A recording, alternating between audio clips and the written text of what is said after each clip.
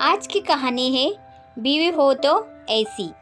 एक बादशाह अपने महल की छत पर टहल रहा था। टहलते टहलते उसकी नज़र महल के नज़दीक घर की छत पर पड़ी, जिस पर एक खूबसूरत औरत कपड़े सुखा रही थी। बादशाह ने अपने एक बांदी को बुलाकर पूछा, किसकी बीवी है यह? बांदी ने कहा, बादशाह सलामत, यह आपके गुलाम फिरोज की बीवी है। बादशाह नीचे उतरा। बादशाह पर उस औरत के हुस्न का जमाल का सहर सा छा गया था। उसने फिरोज को बुलाया।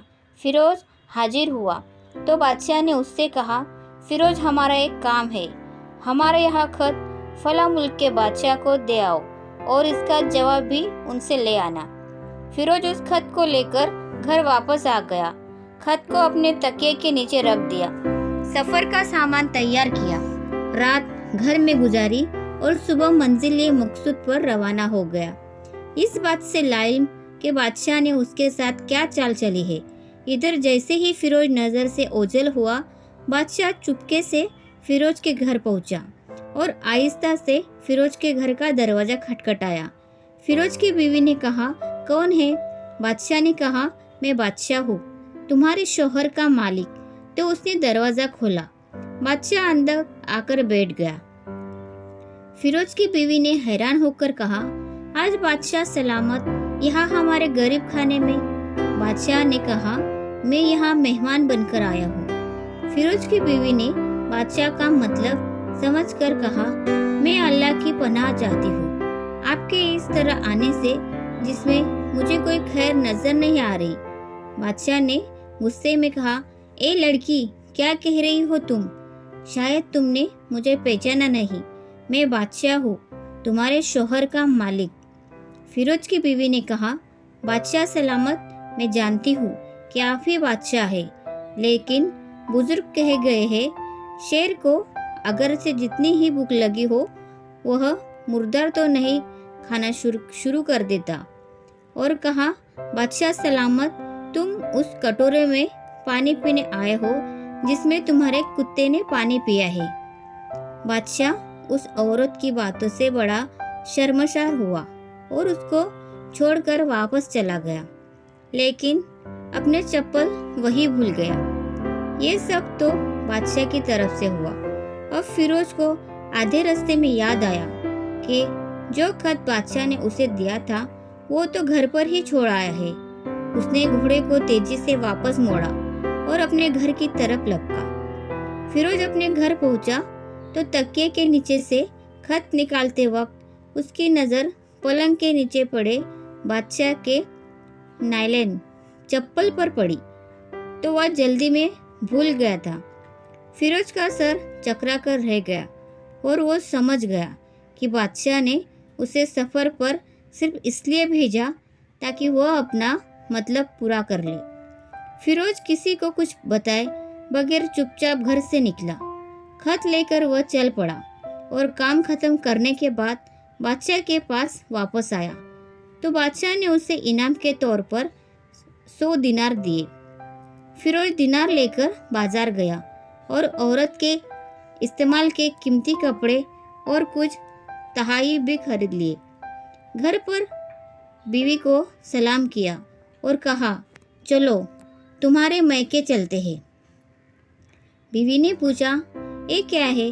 कहा, बादशाह ने इनाम दिया है और मैं चाहता हूँ कि तुम यह पहनकर अपने घर वालों को भी दिखाओ। बीवी, जैसे आप चाहे। बीवी तैयार हुई और अपने वालिदैन के घर अपने शौहर के साथ रवाना हुई। दामाद और बेटी और उनके लाए गए तहफ़ को देखकर वह लोग बहुत खुश हुए। फिरोज बीवी को छोड़कर वापस आ गया। 1 महीना गुजरने के बावजूद ना बीवी का पूछा और ना उसको वापस बुलाया। फिर कुछ दिन बाद उसके साले उससे मिलने आए और उनसे कहा, आप हमें अपनी बहन से गुस्से और नाराज़गी की वजह बताएं या फिर हम आपको काजी के सामने पेश करेंगे। तो उसने कहा, अगर तुम चाहो तो कर लो, लेकिन मेरे जिस्म में उसका ऐसा कोई हक बाकी नहीं जो मैंने अदा न किया हो। वो लोग अपना केस काजी के पास ले गए तो काजी ने फिरोज को बुलाया काजी उस वक्त बादशाह के पास बैठा हुआ था।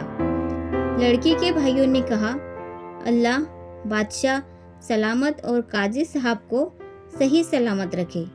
काजी साहब, हमने एक सब्ज बाग, दरख्त फलों से भरे हुए और साथ में मीठे पानी का कुआं इस शख्स के हवाले में दिया था, तो इस शख्स ने हमारा बाग उजाड़ दिया, सारे फल खा लिए, दरख्त काट लिए और कुएं को खराब करके बंद कर दिया। काजी फिरोज की तरफ मुतवज्जा होकर पूछा, हाँ तो लड़के तुम क्या कहते हो इस बारे में?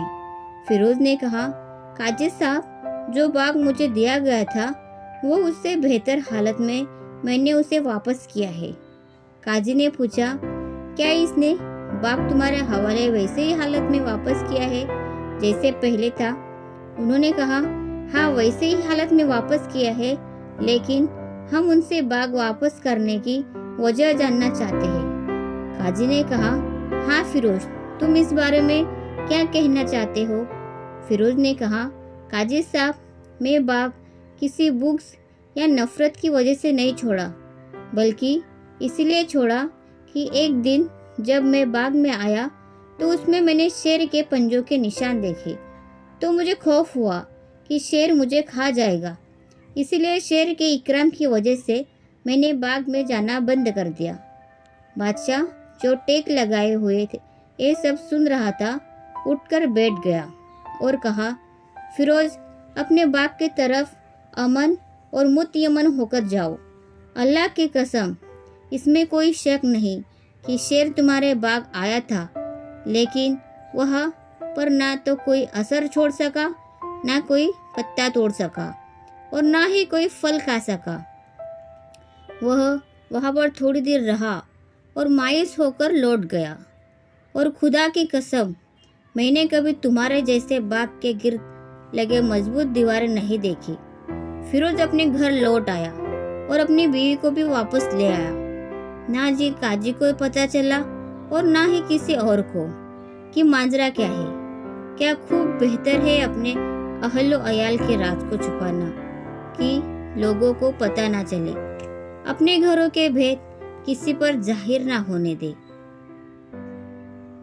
तो फ्रेंड्स, आपको कहानी कैसी लगी प्लीज़ कमेंट करके ज़रूर बताएं, और कहानी अगर अच्छी लगी हो तो वीडियो को लाइक कीजिए, शेयर कीजिए और चैनल को सब्सक्राइब करना ना भूलें। धन्यवाद। Thanks for watching.